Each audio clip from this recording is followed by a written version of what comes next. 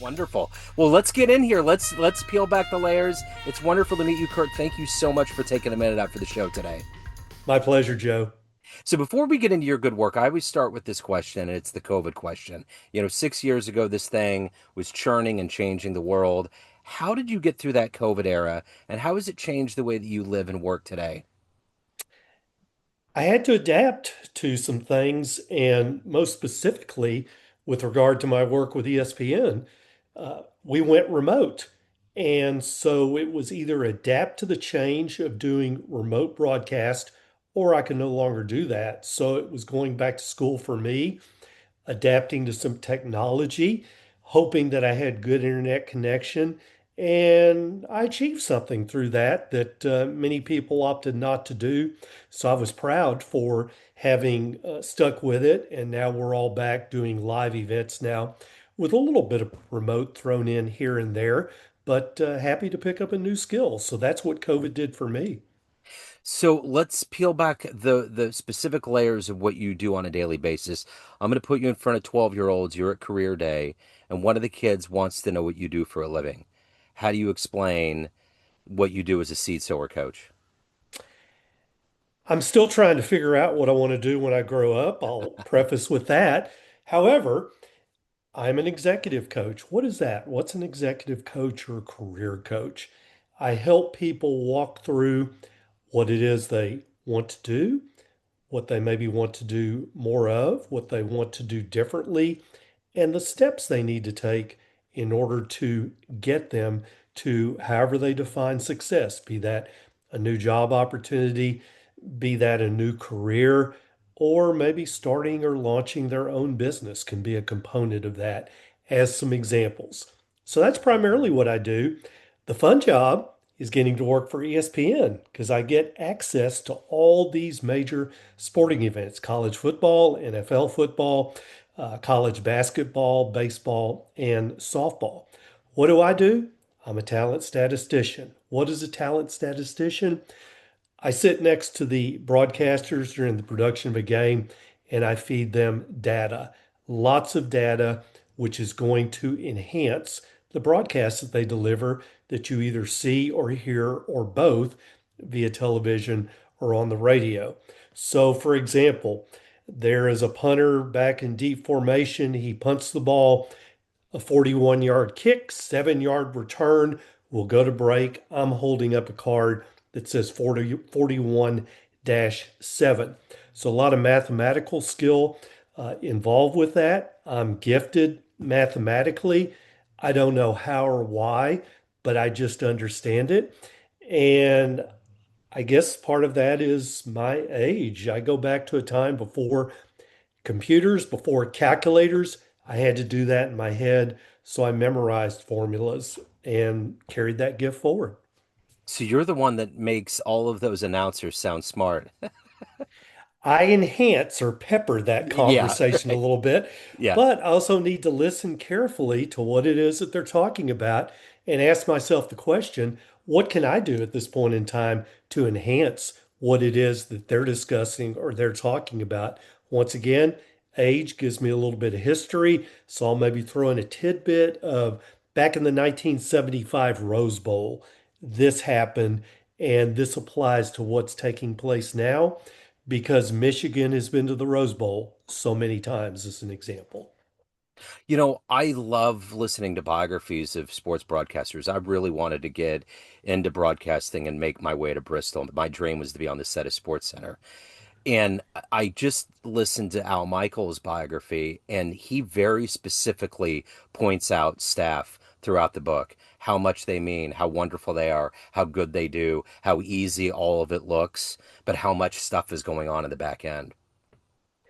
What I am so impressed with, and the average viewer at home maybe doesn't realize or acknowledge this, these folks that I get to work with are highly intelligent in a lot of different areas, not just sports, but they'll talk about current events or pop culture or something that they've experienced and tie that in to the broadcast that's taking place. So, the crew that I work with in college football and radio, I describe it as entering into a episode of Seinfeld every weekend where we're just going to talk about who knows what, but it keeps me on my toes and I have to stay boned up in order to keep up with them so that I can ask myself, what am I doing to enhance this conversation that maybe transcends statistics?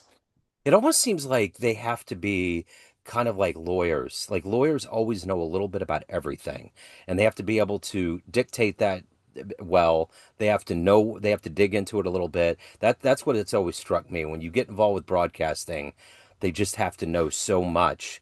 It's not just surface, it's not just sports. There's so many other aspects and angles that go into it. Renaissance individuals Yeah. will be talking about recipes for trout almondine during the course of a football broadcast. Yeah. What does that have to do with that? Maybe there's a player whose father is a chef. So we're going to pull that in to the conversation and digress just a bit. So it's like you and me talking right now. We're talking to an audience as well, those who are listening. We want to draw them into our conversation to stimulate their thinking. So I yesterday I caught on ESPN. I had no idea that they did this. There was a World Series of wiffle ball, and then there was a kickball uh, competition. It was the craziest thing. It was on ESPN too, and I was tickled pink. I mean, these guys, we grew up playing wiffle ball, and these guys were throwing pitches and it was like a shortened thing. They had a crowd there. It's amazing to me how many things ESPN programs and puts out into the world. It's you and me. Let's invent a game. Yeah. We're bored on a Saturday afternoon. What can we do with the materials that we have right here to create something? My talent guy for radio football did professional tag for a while. Wow. Tag is in touch, you're it. And there's obstacles, and you run away, and you have 16 seconds in order to touch somebody. It's a real thing. I had no idea. So when you were a kid, when you were at career day, what was your dream job? What did you want to be when you grew up?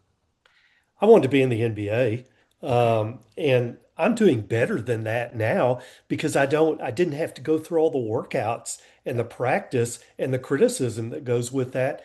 But I see action. Somebody would ask you after the game, the guy who rode the bench, my favorite response, did you see action tonight? And he would respond, I saw all the action.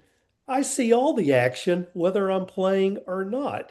And I have access to the stories that go along with it. The heroes, the villains, the good guys, the bad guys, digging deep into things that you ordinarily would not read about in the paper for a number of reasons. So where were you born and raised? How did all this begin for you? Fort Worth, Texas. So I'm a Okay. native Texan. My wife is as well. She's from San Antonio. We met in college at University of North Texas, and we were talking about that just a moment ago. A music school. Oddly enough, in my fraternity, my college roommate got me into this. He was a broadcast communications major, and he was also at the age of 23 when Dallas got an expansion franchise in the NBA, the Mavericks. He was their play-by-play person at that very young age. So he was there. The guy across the hall from us has been the Dallas Cowboys statistician for radio for 42 years now. And he's worked with Brad Sham very closely with that. Another guy who was a fraternity brother was the Cowboys beat writer for the Dallas Morning News. So we, in this small fraternity, in this music school, had this laboratory of people with a lot of sports knowledge. And we have all extended that into making some type of living doing this. So how did you actually land the job at ESPN? How did that all come about? My buddy who I was working with, we were doing Southwest Conference football at the time, which is no longer. It got absorbed by the Big Eight, as it was, became the Big 12 in 1996. At that same time, ESPN was launching a new network, ESPN2. There was just ESPN at that point in time. We're to probably ESPN 15 by now, but this is 30 years ago. And they tasked the guy I was working with as the talent to be the play-by-play broadcaster for college football. So that's where that launched. Back then, We did that together for probably about 12 or 13 years on both ESPN2 and on radio. He transitioned into doing baseball for the Texas Rangers. He's now, interestingly enough, back at North Texas as a professor and as the play-by-play voice of the Mean Green. So that's how it started for me. When he departed to go do baseball, I stayed with ESPN, and so I've been with the people in Bristol now for 30 years. Wow. So take me back to growing up. What was it that made you into this hybrid of coach, statistician, working at ESPN, music, all of these things? How did all of these seeds get sown and become who you are today? How appropriate since my business is the seed sower. So Yeah. I'll pick up on that. Let me talk about statistics first of all. I always had a gift with numbers. I played basketball.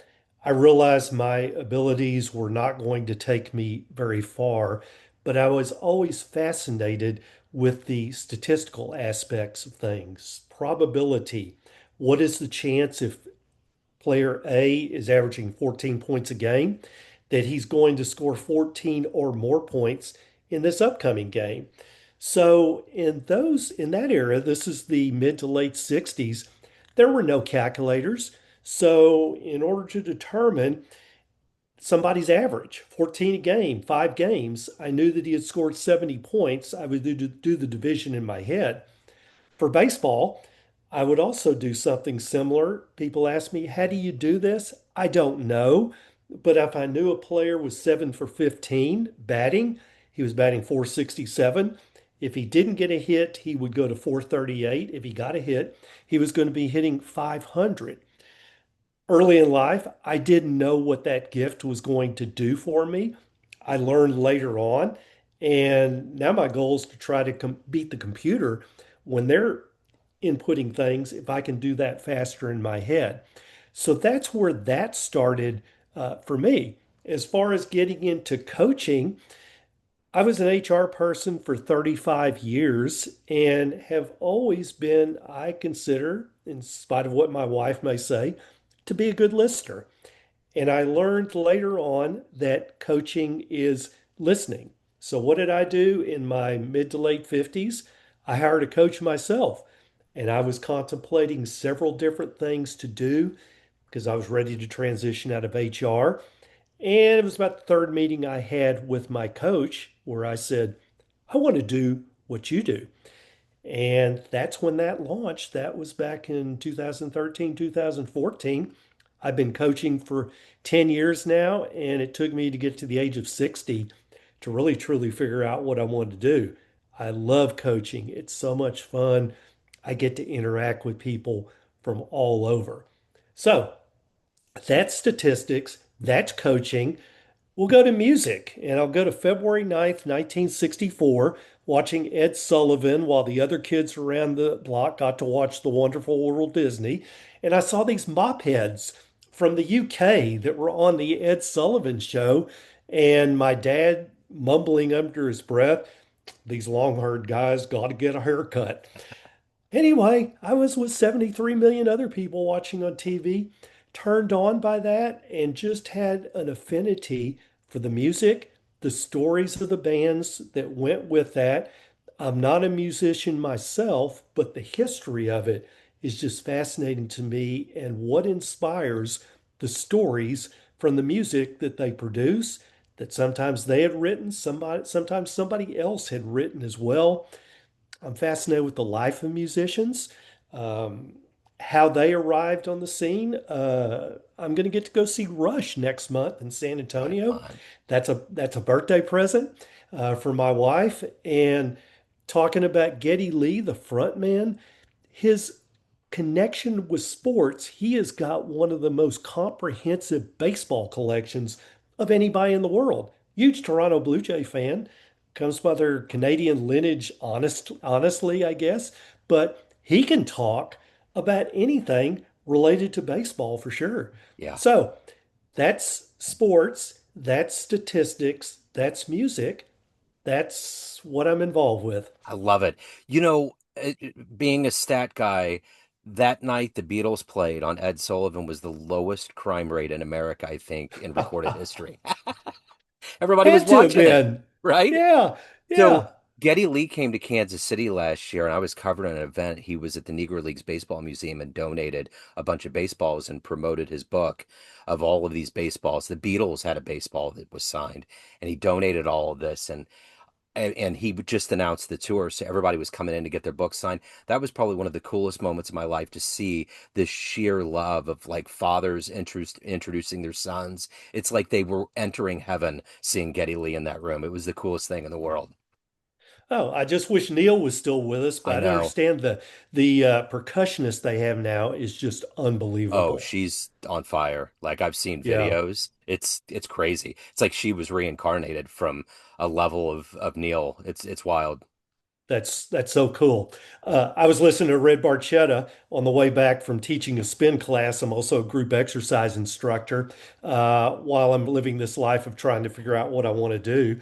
And just listening to those lyrics, how does one person come up Yeah. with that concept and that idea? That's just so fascinating. Yeah. Who's been your hero? Who's been your inspirational force in your life? Oh, I've had many of them, Joe. There was a pastor that comes to mind. This is 35 years ago, and I really liked him. He could talk on any topic and he had a great sense of humor. But we were in the Rotary Club together, and Fritz lost his son over a weekend. And he was back at the Rotary Club Monday morning, and everybody was kind of like, "What are you doing here? Shouldn't you be in mourning?" And his response was so powerful to that. I can't do anything more for Carl. I need to be where God wants me to be today. And my sense is this is that place. So I always take that lesson from Fritz back, and it's happened years and years ago. What a stand-up guy. What a response to a very difficult situation and how he dealt with that so professionally, just capture the moment. And for me, such an influence to have had in my life. Um, Bob Mendelsohn is who got me into spinning.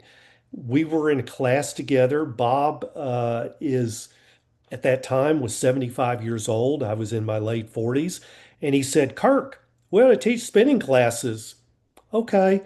So I took class with Bob on how to teach class. We became spinning instructors. We lost Bob last year at the age of 96. He was teaching spin classes in his 90s.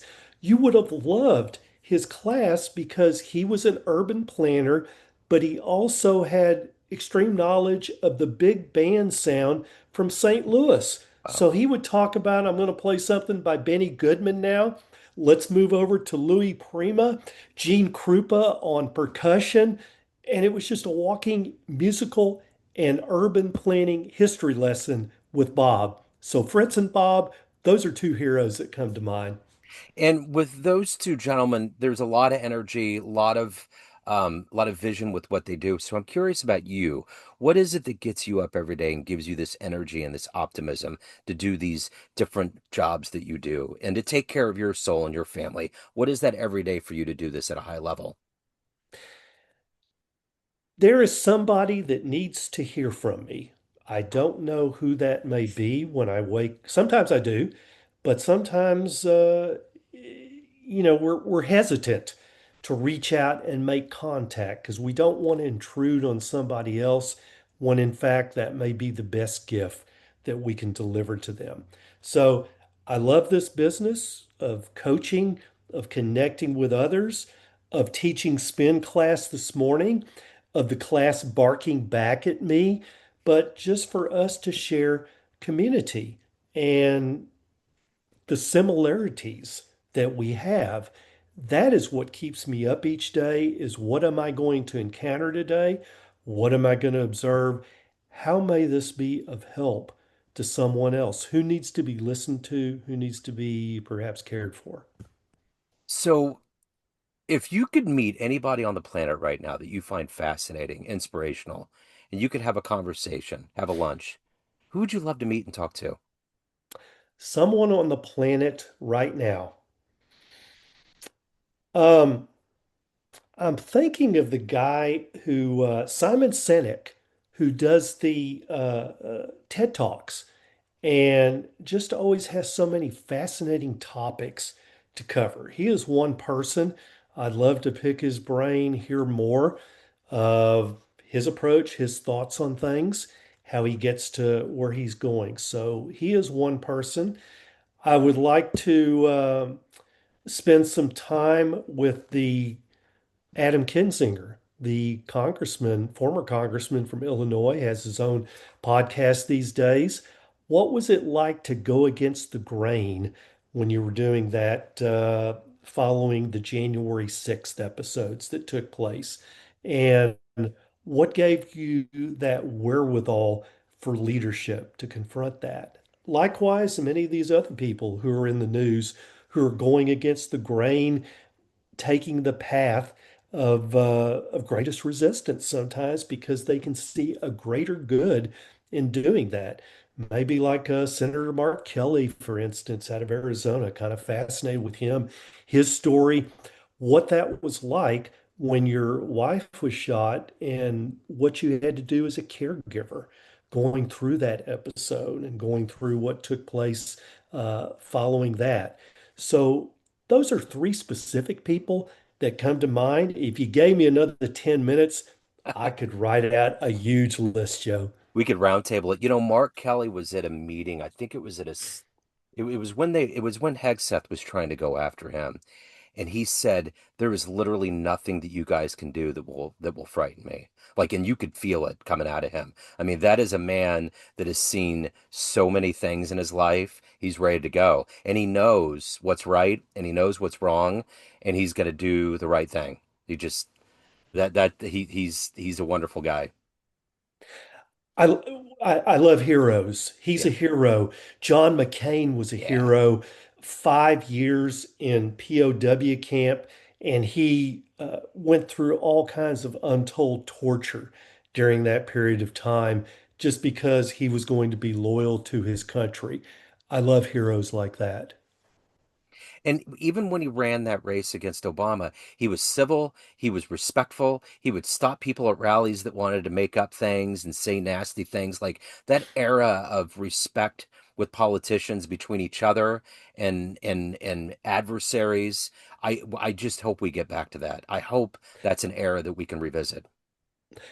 JFK and Barry Goldwater, I have read, had conversations in 1963 because Goldwater felt like he was going to be the presumptive nominee for the Republican nomination in 1964, which he was, running against LBJ following JFK's assassination. But apparently, there had been conversations that took place between JFK and Goldwater about a plan to traverse the country together to talk to issues to the public and give them a contrast of different ideas, but to do it very civilly, to do it in debate type format, and to present this is what we have to offer. We want you to make an intelligent and informed decision and get out and vote. So that kind of era is just very fascinating. It's very refreshing. I read stories about people that were across the aisle, Orrin Hatch, Ted Kennedy, what they collaborated together on.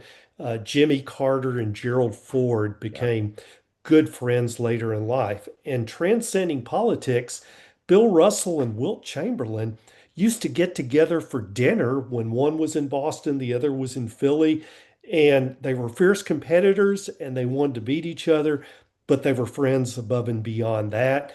Look at James Carville and Mary Madeline, and they're Yeah. married. How does that work? I know, absolutely. So let me ask you this. If you had a dream tonight, you walked into a room and your 18-year-old version was in there and there was a film projector. You click play and a 60-second highlight reel of the life you've lived comes up on the wall. Would you believe that your life turned out this way?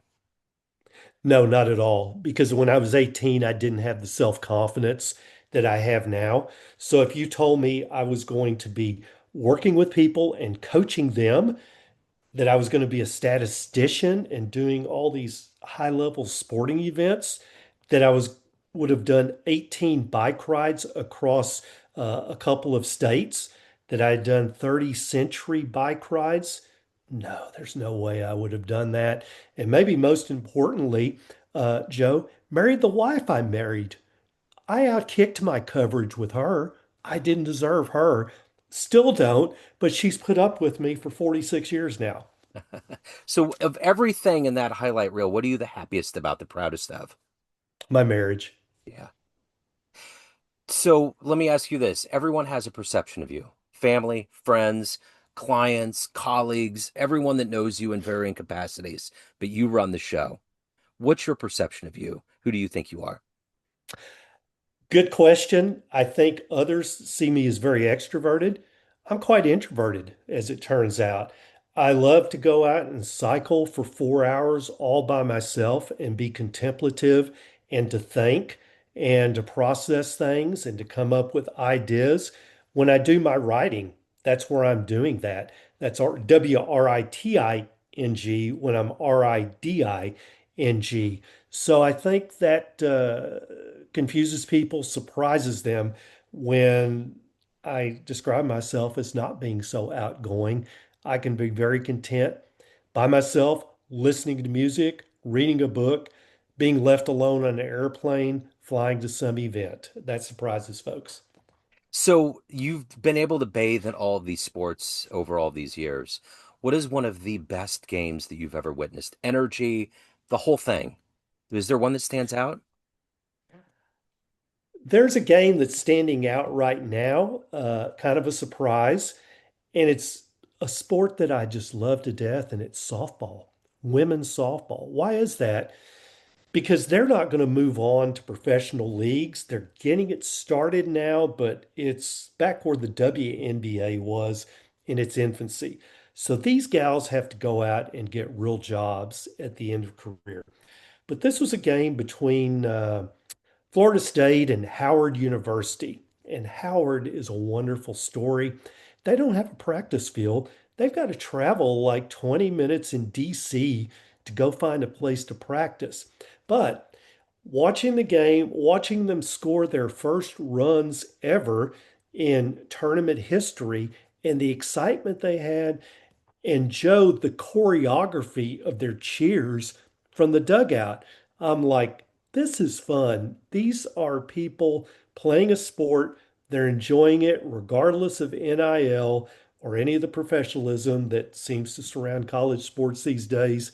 This is what it's all about. Yeah, It's a game. yeah, for sure. So, if anybody has questions, they want to hire you, they want to reach out, any of the wonderful work you're doing, where's the best place to go? Well, I'm here about half a mile from the Gulf of Mexico in Northwest Florida. It's where I can be found often. But I've got a website, the seedsowercoach.com. I've also got a website for my book, kirkmccarleyauthor.com. I'm on social media on LinkedIn, Kirk McCarley. I'm on Facebook and I'm on Instagram under that same name. Before we get out of here, there's a whole lot of books that people can delve into. I want your best elevator pitch for why they should pick up your book. If I'm a millennial or a Z, I wish I had a handbook like this when I was at that place in time.